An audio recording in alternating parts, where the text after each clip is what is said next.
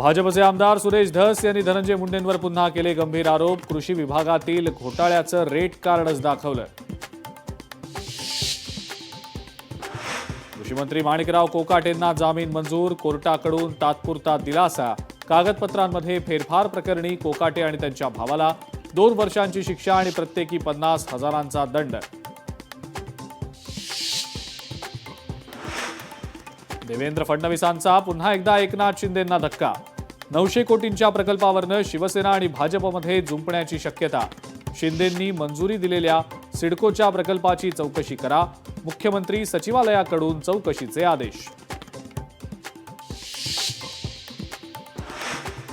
आणखी 2 लाख लाडक्या बहिणी अपात्र होण्याची शक्यता. फेब्रुवारीमधील अर्जांच्या छाननीनंतर अपात्रतेचा आकडा वाढणार. मंत्रालयातल्या वरिष्ठ अधिकाऱ्यांची माहिती.